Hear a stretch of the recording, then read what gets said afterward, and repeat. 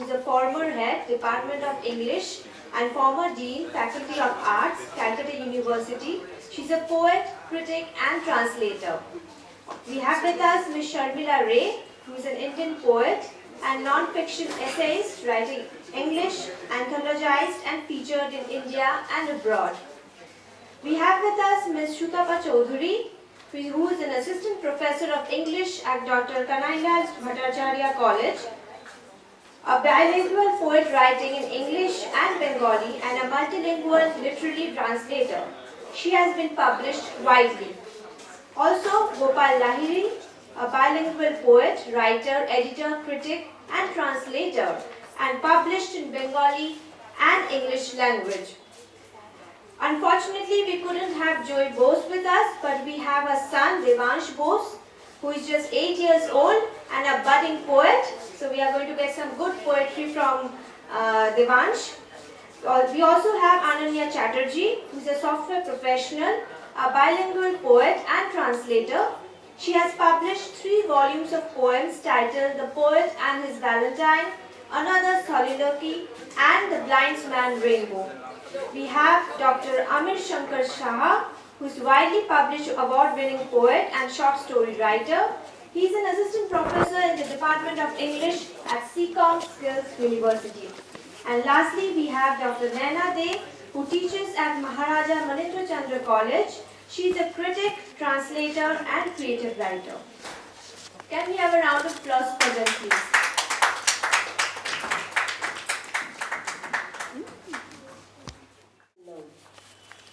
When I had money, I had no time. When I had time, I had no money. When I had money, I wanted to buy you things. When I wanted to give you, you didn't want them. When you wanted them, I was elsewhere.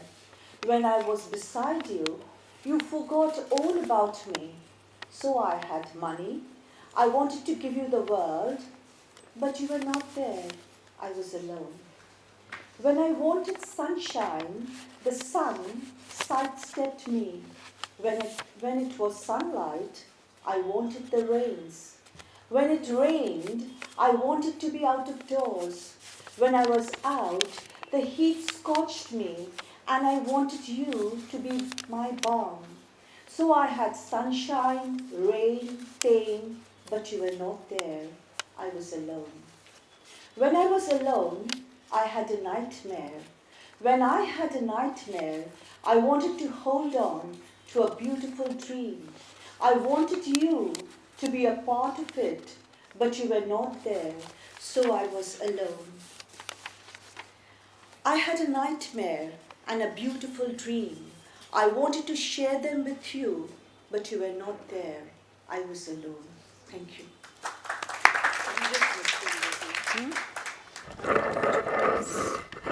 I think so. My suggestion has changed a little. Now we are going to do 3 poems each. This is our postmodern times. You keep on changing your mind. It's called Feet of Clay. She didn't know her God had feet of clay. She didn't know life laundered love to icy white. She didn't know so many things. When he came, her heart went tripping. Hesitant at first, she opened the door to spread out over the earth. She knew neither fortune nor misfortune. She handed down her God, her land, her sky to the stranger. Her inner courtyard became empty, save for one flickering fire of love. Like a young mother, half shy, she pried open the inner recesses of her soul and offered him like a prayer. No trembling overpowered her, but then she didn't know so many things. Then one day she saw the earth asleep. Silently she gazed upon the land that was vanishing in the mist. Shaken and perturbed, she tried to hold him against the new mist land. but the earth, dry as it was, became dust under her feet. She lost her foothold and fell on the edge of nothingness.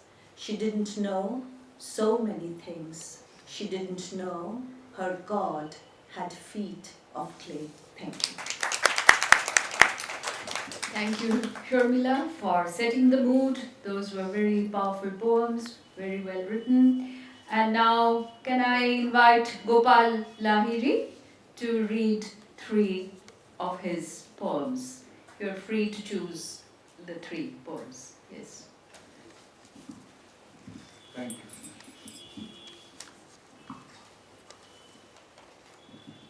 My first poem is Prayer title.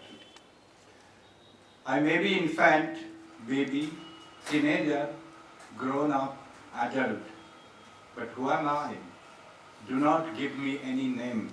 I want to be nameless. Do not make me a loving pet to get your work done. I'm not aware when you throw fireball, when you fight, pounce, tear apart, put me in a prison. Your eyes never told me the truth. You never know my hands are rivers, far away in the hill. I love to watch sky in silence. I speak galaxy, but you never listen to me. Now my hands are chopped, my skin is burnt, my face is blackened. Do not wash me in holy water. I cannot join in your prayer in the temple.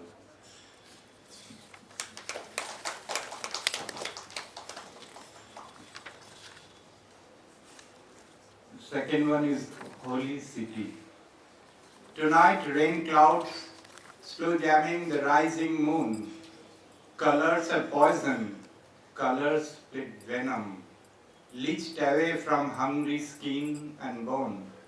Widows walking barefoot, childhood bleeds. A silent procession in darkness towards the bathing heart. Feel it between words of desire and sin. To watch the colors thrown in white sari, surrender to the tides till the river collapses. They don't know when the colors turn into poison, suffer and remain opaque till the moon disappears.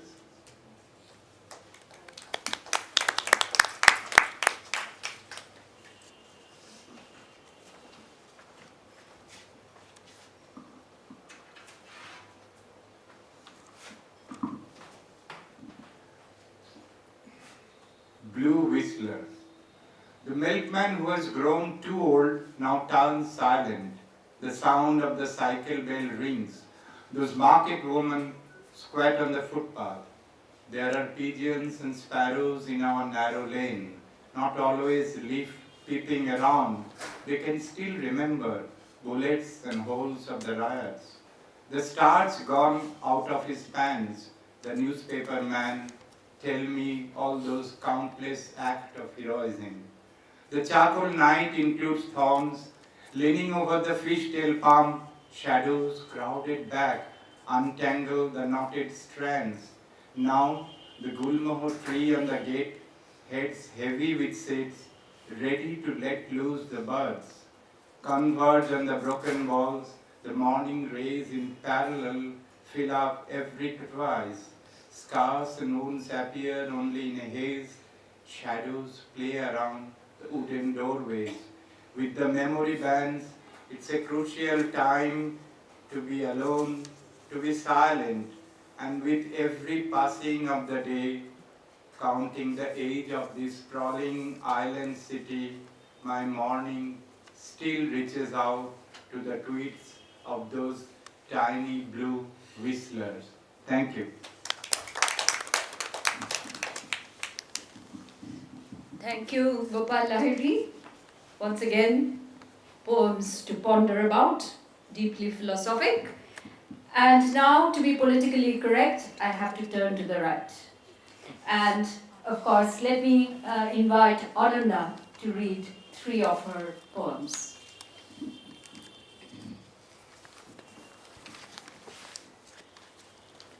Place your eyes on mine. Do you now recognize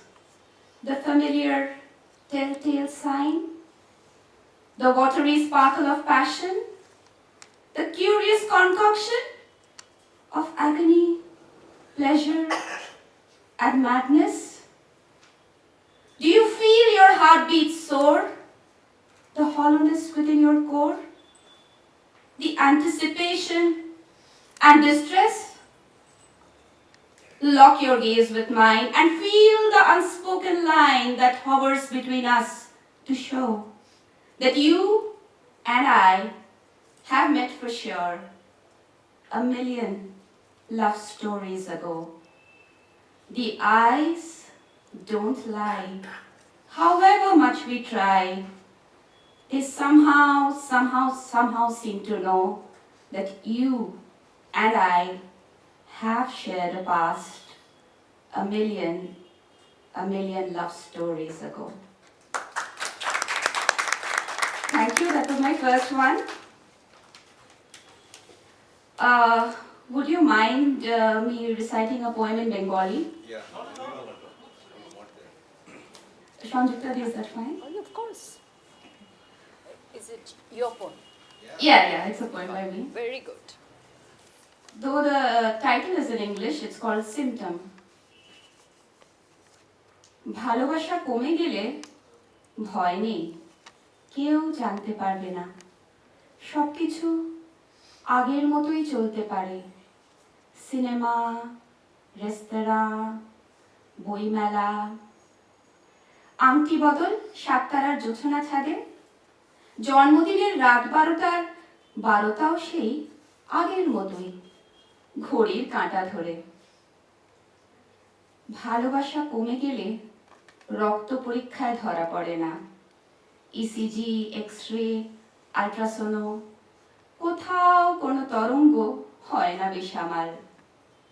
তবুও eyeliner, মাস্কারার শত আয়োজনের পরেও যদি চোখের দৃষ্টিতে লেপ্টে থাকে সেই আশ্চর্য খয়েরি শূন্যতা, তাতেও ভয় নেই, কারণ শূন্যতা মাপার যন্ত্র কেউ কোনো দিন আবিষ্কার করবে না।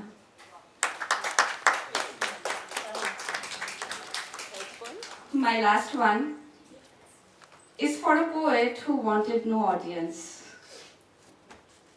You, who have come to hear me today, are not here because you love my verse, nor because, unlike yesterday, your work got over sooner than before. You are here to collect your alibi for those minutes when you never stopped by at the yelp of the girl in the dark glass cab, or when you turned a blind eye to hairy hands stroking the 4-year-old by the window seat of that crowded bus. You ignored the fuss. For those moments you pretended to study the sky instead of feeding a bleeding man on a lonely street. Yes, you are that guy hunting for an alibi.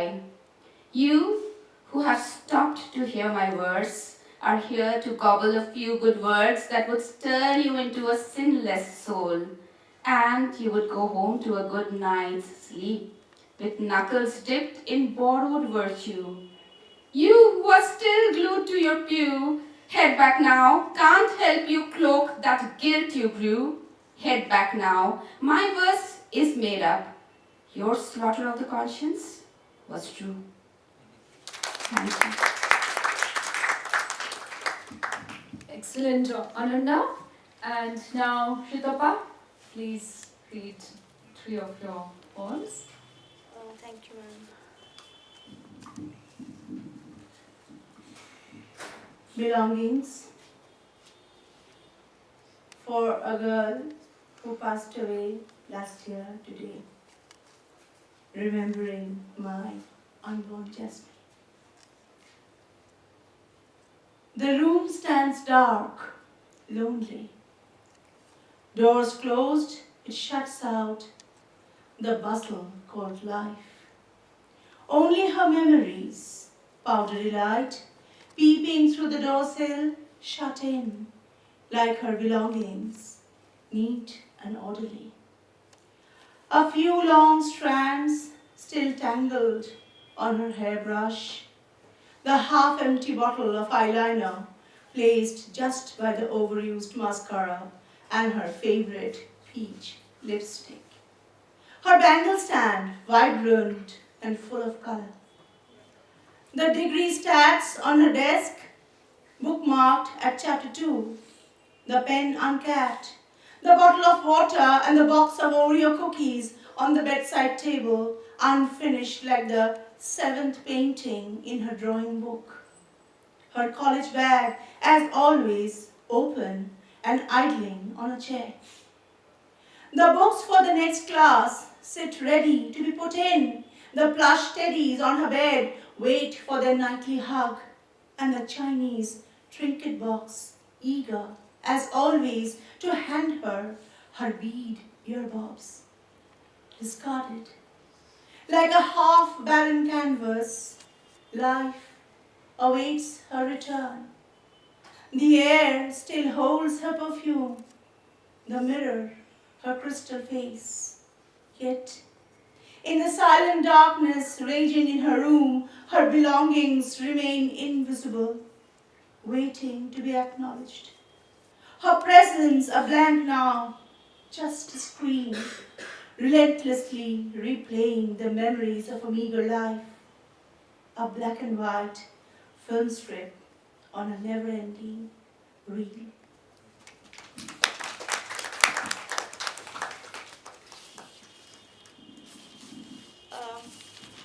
My next poem, Estonia. বাংলায় আমার খুব প্রিয় গাছ ছাতি। Perhaps it was life. Perhaps it was the tree of life. For dreams bloomed around it in starry clusters. Perhaps even the childhood lanes, lonely and deserted, yet pervaded with the pungent mask of the fading flowers, mistook the soft white mists, covering the sound of his footsteps as the touch of love. Perhaps the chill night air, too, had faith in his ephemeral promises and wished in some solitary moonlit moment to embrace zesty life. Perhaps the Estonia, too, had dreamt of a life of togetherness, drunk with the darkness of a scented night.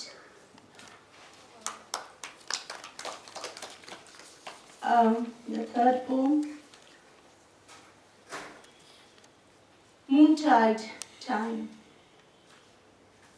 You forget that you have borne her once, a tiny seed, as in the fables, that long ago had sought shelter in your lonely, fertile womb.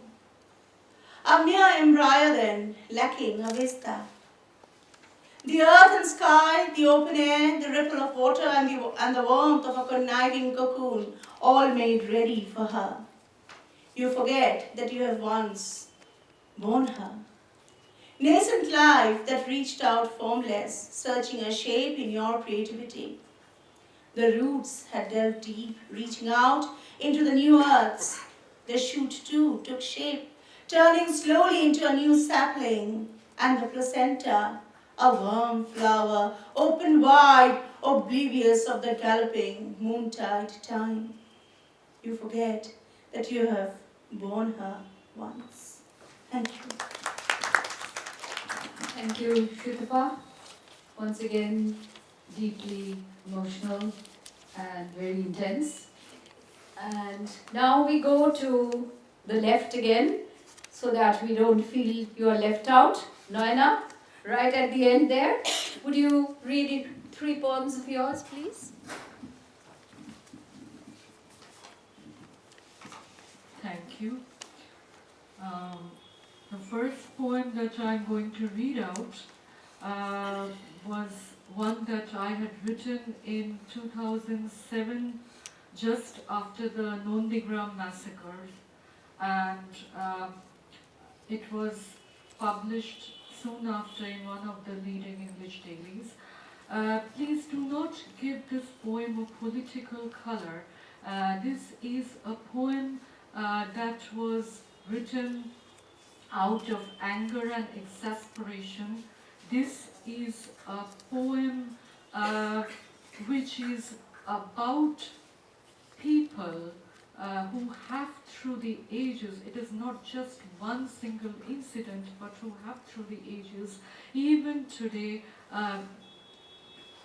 people who die protecting their families, protecting their livelihood, protecting their land, and also about those people who endure violence in one form or the other in their day-to-day lives, which makes me wonder if we are living in a godless world. This poem is titled A Hymn to Gopala.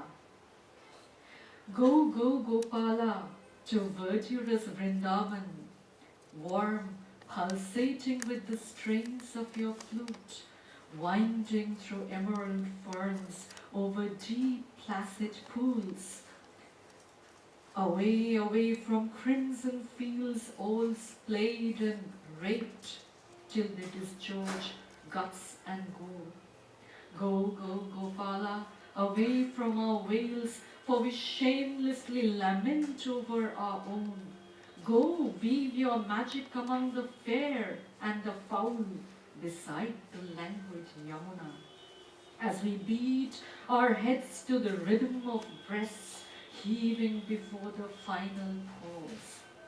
But do leave behind you, O Gopala, your discus and your mace.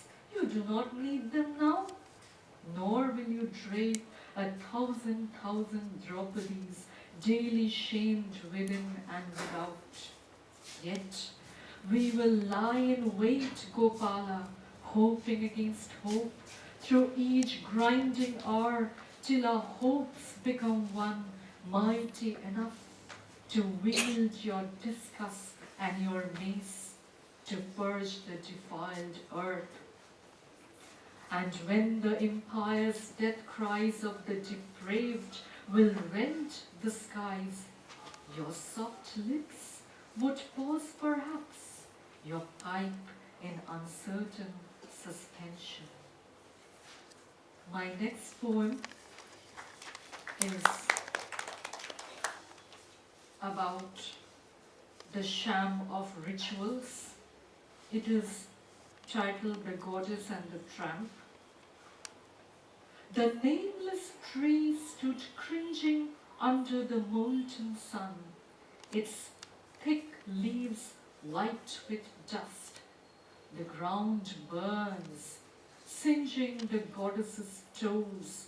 The tatters of her once resplendent garment gleam garishly, crumbling visage exposing clay and straw, one eye a hollowed sparrow's nest, limbs coming askew, standing abandoned, having served her purpose of wish fulfillment, a forgotten plaything used and abused by empty devotion. Still she smiles benignly, the remaining eye wide and radiant at the half-crazed tramp snoring at her feet below. The third poem is going to be a personal challenge for me. This is a published poem, but this is a poem which I am daring to read out for the first time before the public, because you see, I was born a little different from other people, which was why right from my birth, life has been a bit of an uphill task, a little more different than others because it brought frequent visits to the doctors, then repeated surgeries, and facing snide remarks, criticisms. But I'm a person who believes in counting my blessings, my parents, my teachers. One of them is here, Sanjukta, and my relatives, my friends. Well, I have very few friends, not Facebook friends really, but they are friends. And what I carry with me, I still find even today, people being curious about my surgical scar, as well as, as they are curious about my being a left-hander. So this is, you may call it a kind of answer or a kind of retaliation. It's not that they are always malicious. The poem is titled Scar. Why do you ask me about my scar when there are others within?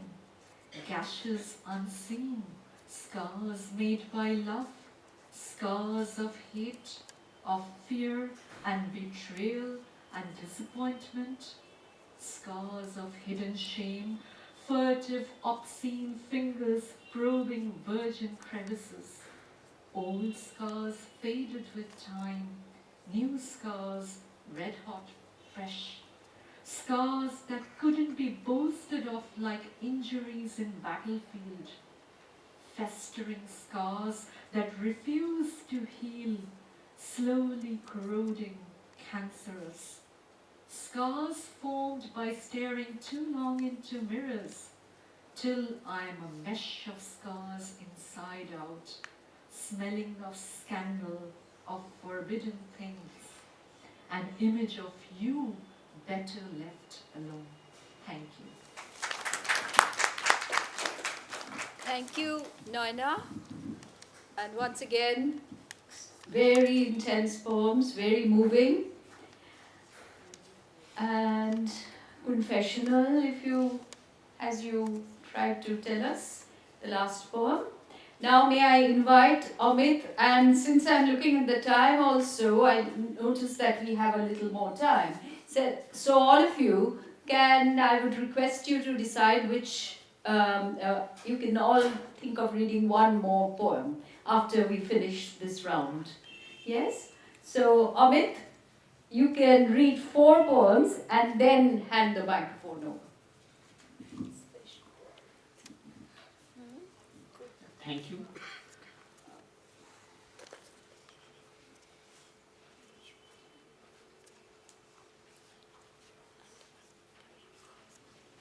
The first poem is titled Silhouettes. I imagine the life of that girl in a short-sleeved three-quarter dress who watches countless trains pass by while being stranded on her balcony. I name her Naina and imagine that she never saw all those trains carrying dead bodies of all those partition refugees. History has been kind to her. So while rushing back on train, when I see in the fields silhouettes of crucified trees, I let her be. I let her be.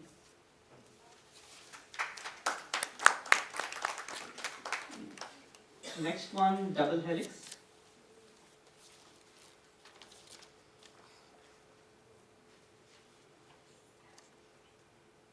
Read your mother's poem. You have a genes. My mother does not write. On World Poetry Day, she cooked, watched TV, and that was it. I never asked her whether she likes doing what she does. She has grown in her duties and made them her home. She never had words as comfort zone. I have my mother's genes. I am not a poet, and this is not a poem. At the crossroad, this will not pay for my coffee. It is still the 70s, and we are still unborn. Within our double helix, genes turn left and right. Which of our mothers will now become a Naxalite?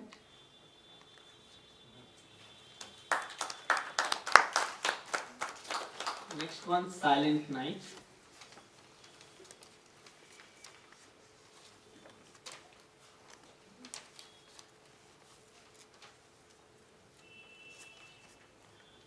The night, a hymn of silence, keeps me awake with its metronome. Far away, protests rise like Remedios the beauty into the 4 p.m. sky.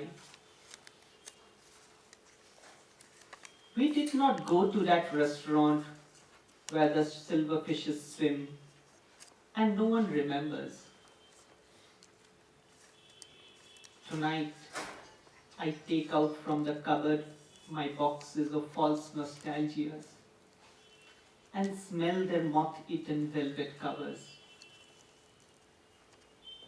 People still protest against atrocities committed. They have nothing to do.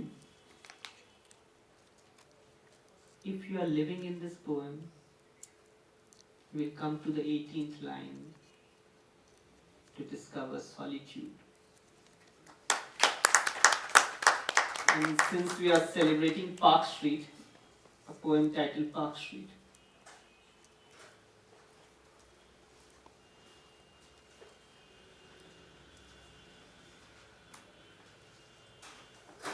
Park Street. A blue gypsy skirt seeks hollow beings in Park Street. Colors of countdown stop traffic of time. At the bookstore, no dumb waiters wait for requisition of memory. At the eateries, queue chunks of cosmos.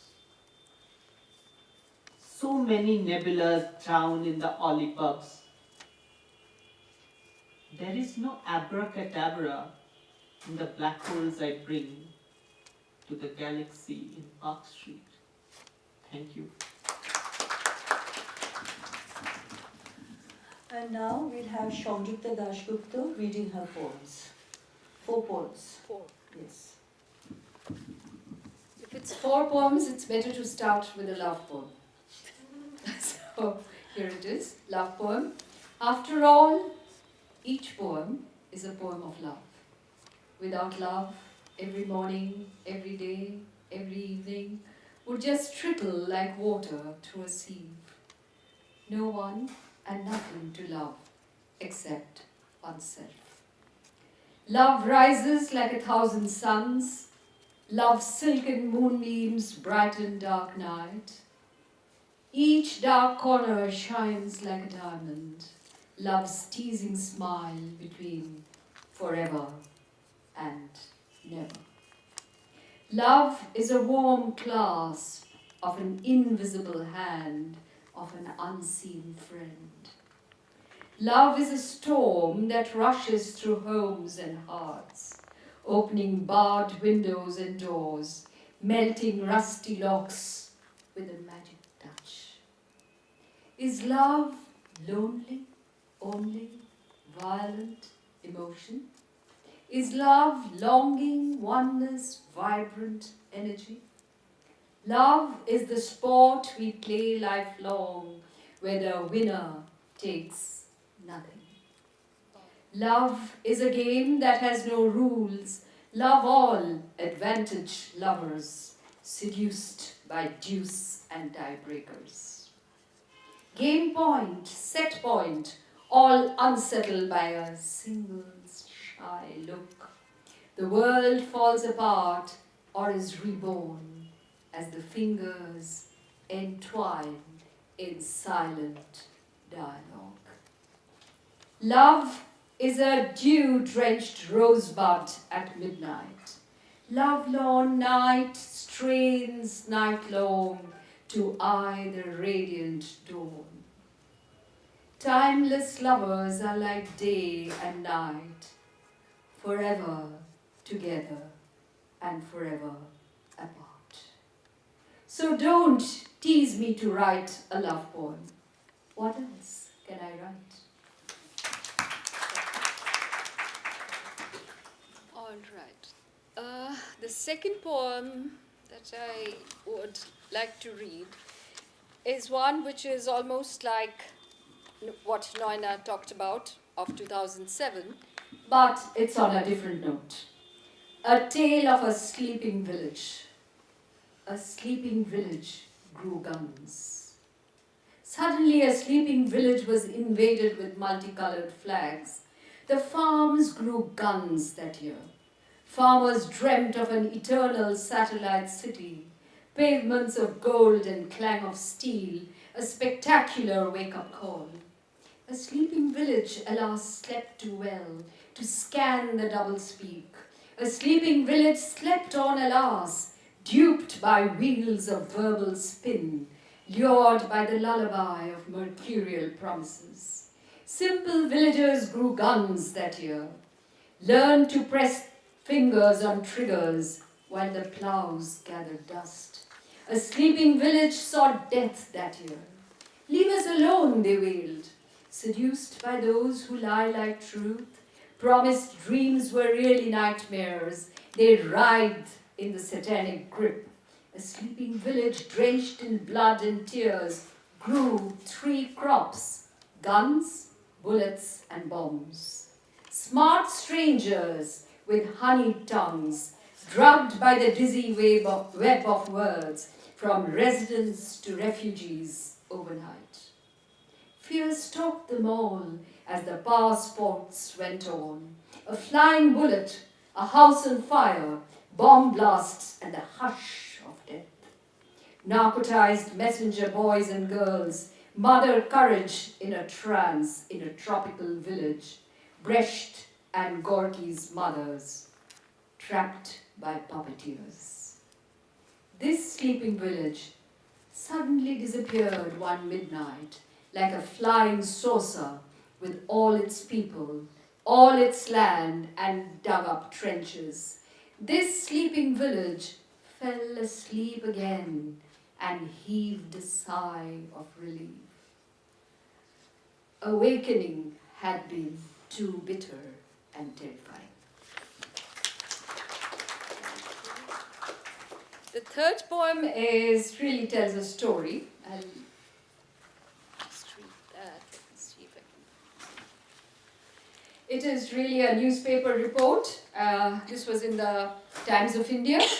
In 2016, Shreya Chakraborty killed Shantanu Chakraborty, her husband, and she was supported by her mother-in-law, and the marriage was of 25 years.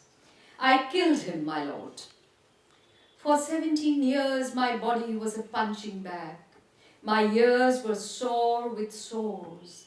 The violent volley of filthy words, my eyes were like a hunted deer. I could not hide nor run away. My home was my own rigorous imprisonment cell.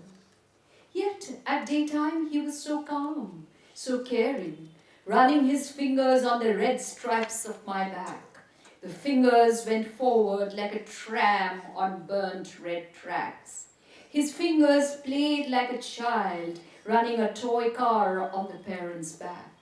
He promised, like every time, that it wouldn't happen again, but in the evening someone else seemed to return home, as if he was possessed. He dashed towards me, hit me with his favorite book, the selected poems of John Donne. This was the poet that had brought us together, as we read, sang, and danced during our college days. But for 17 years, the poet remained unread, gathering dust within a bookshelf of forgotten books. But tonight, he had a different look. He picked up the large knife in the kitchen and ran towards my only son, our 13-year-old boy he had named Joie. as he lunged towards our boy, my only child, my only son, my only joy and solace. Some power thrust the grinding stone into my hand. I hit him on his head with all my strength. Amit fell on the floor and yet tried to rise. I wrenched the knife from his hand and stabbed him in his stomach. I stabbed him, stabbed till Amit's mother pulled me off. My son stood like a statue.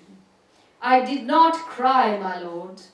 I could not cry, but I could dial 100. The police came, and now I stand before you. As a university graduate, I know the punishment for murder. As a judge, you know the punishment for domestic violence. Do whatever your profession dictates. I killed him, my lord. And finally, the last poem, which is the title poem of my last book, Lakshmi Unbound. Don't call me Lakshmi. I can't ever be Lakshmi. I want to fly kites, I want to climb trees, I want to read and write, I want to sing and dance, I want to climb mountains, I want to swim in the seas. I want to do what I like, whenever I like. I want to be mad, I want to be bad, I can't be in corners of four-wall spaces. I can't be in eddies, I want to flow in the mainstream. I want to be in whirlpools. I want to roam and run. I want to eat fruits from trees. I want to drink to the last drop the juice of grapes. I want to cook for myself. I want to dream. I want to pace the rainbow arch in a spectacular hallucination. I can't be Lakshmi. I will ever fail this endurance test. I have to speak, I have to cry, I have to scream, I have to laugh, I have to swim in rivers. I cannot swim in pools. I want to fly like an eagle. I want to glide like a feather. I will forever fail this endurance test. I have flung off the sellotape on my lips. I will sing the freedom song. I may not be Lakshmi, but I am. I just can't be Lakshmi. I have to break the silence. My wealth is not jewels. My wealth is my gypsy spirit. I can't be Lakshmi. I can't be good, sane, silent Lakshmi. I can't be the angel in someone else's house. I don't want to be a disembodied spirit. I don't want to be Lakshmi. I am a Lakshmi. Track me if you can. Thank you. Sanjukta, thank you. That was very brilliant and very penetrating. Thank you so much. So, one more poem each. So, Ananya, can you read?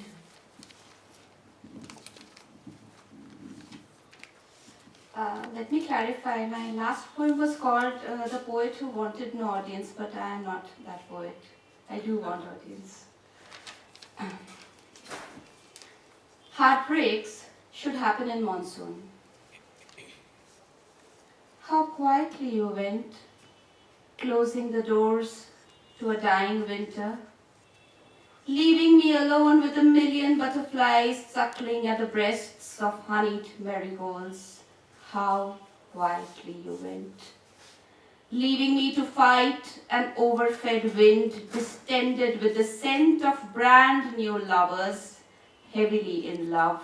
How quietly you went, leaving me suspended like an ill-timed aberration in the heart of a sun-splashed spring that had no business being this damn perfect. Thank you. Now, yes, Gopal, Lahiri, would you like to? Ma'am, I will read a Bengali poem. Yes, of course. Sorry. Pathokrom. This is lesson. ইচ্ছে করে বাঁচতে আরো ইচ্ছে করে, নতুন হয়ে ধুলোর রেণু মাখলে পরে। বন্ধুরা সব মাথায় নিল শব্দ ঝুরি, পিছিয়ে থাকি বুঝতে পারি ছল চাতুরি। ঝর্ণাগুলো লুকিয়েছিল ফাঁক করে, নিচের থেকে আনছি তুলে মুঠোয় ভরে। নামছে নদী পাহাড় থেকে হিংসে হলো, ঘন সবুজ ঠোঁটের রং চোখ জুড়ালো। লিখছি নাম কাঁপছে হাত কালি কলম, নুড়ি পাথর শেখালো আজ পাঠক্রম। আকাশ চিরে এক চিলতে আলোর রেখা, রোদ্দুরে রোদ্দুরেই মিলিয়ে গেল চিত্রলেখা। ইচ্ছে করে বাঁচতে আরো ইচ্ছে করে, নতুন হয়ে ধুলোর রেণু মাখলে পরে। নমস্কার। Naina, one more poem.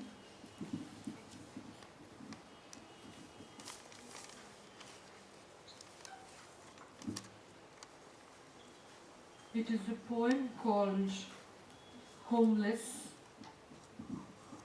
about environmental loss. They cut down 3 more trees yesterday. Not even the searing heat could stop them. First, they lopped off the rickety branches, then sawed through the trunks. 2 of the trees didn't feel anything. They were dead already.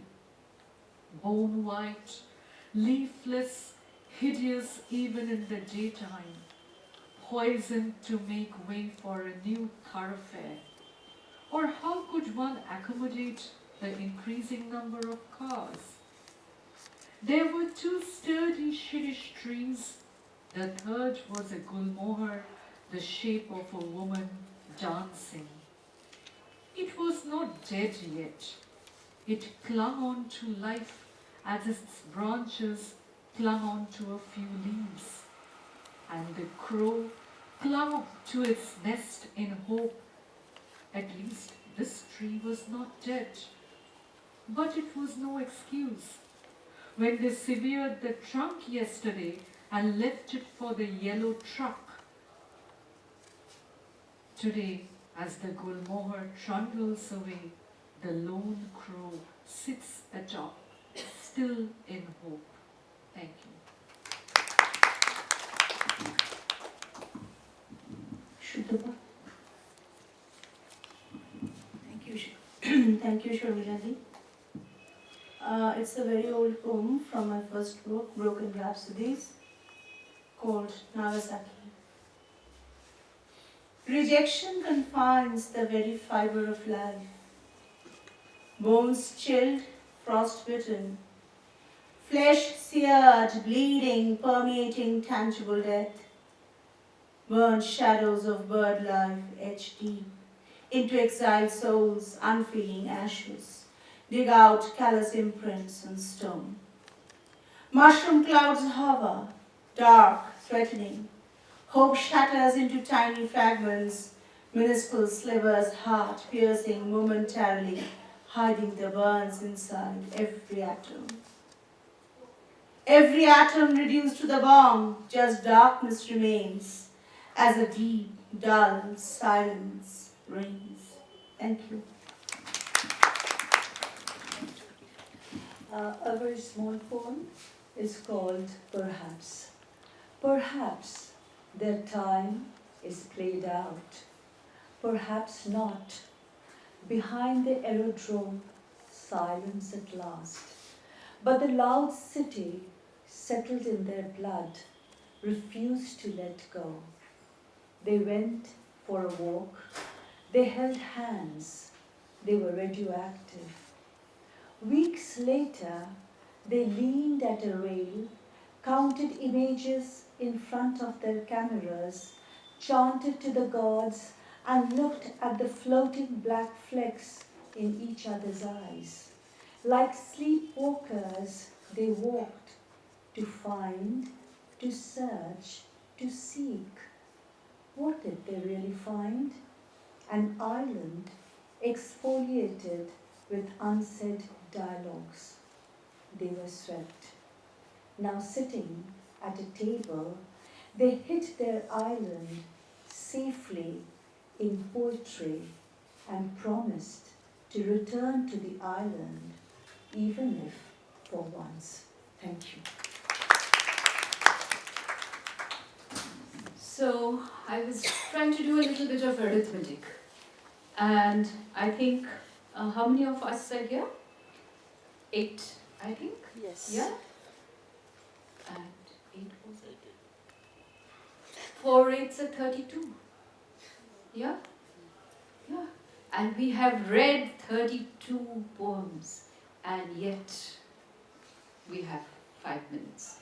So if you have any questions, please feel free to ask any of the poets here. And if you have a comment, please feel free to do that also. And if in case you don't have a question, if you have an observation too. So, and I'm sure the poets will be very happy to respond to your queries. Keep the question short, and the answers have to be short also, because we have to do everything in the next 4 minutes.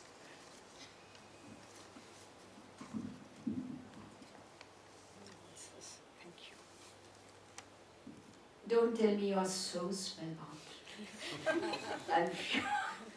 But we haven't had 32, we've had 7 4s are 28, 20. plus 1 from young Mr. Bose who deserves another hand. Oh. Yes.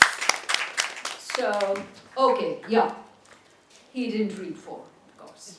So, is he carrying another poem? No. Oh, well, he is not. So we say good. Okay. So, is there a question for any of the poets? Even young Mr. Bose may want to respond if you have a question for him. Because here, of course, one poem is equal to all the 28. Yes? Anybody with a question for any of This is those? vegetables. Something I found in my bag. So, Sutapa, now all of us can make a mental note that you can always go for her bag. Yes, it's full of stuff. Right now she has just found chocolate, but who knows what else. Yes? But once again, before we end this session, no questions for any of us. Only appreciation? Spellbound. Yeah. But I'm so glad that poetry is holding you spellbound instead of yawning and hoping yours. Yes? Because it's so nice to have people really seriously listening to poetry. And I'm sure a lot of you write poems. And you have to keep on writing poems. This is an advice from, a master for many years. Cannot resist the professorial tone. And so I would really be very happy if you continue, as T.S. Eliot said, to write beyond your 25th year, which really means that you have a poet in you. Yes? Prior to the 25th year, it is about agony and ecstasy. Why didn't he look at me? Where is he? Where is she? Oh my God, she's two-timing. That should be over by the age of 25, and you should be able to transcend. And that is when mature poetry will come out as leaves to a tree or nature is Shopnahoma. With those words, we end this session, unless somebody wants to comment. 1 minute. একটা minute আছে শুধু. Before we get up and stretch. Okay. On a day of reverses, to end with verses is like a blanket of blessings to cover all wintry curses. Thank you. Wonderful. Thank you. Thank you. So hopefully next year we will be back here, and we will hope that you will also come here and encourage us to keep on writing. Thank you.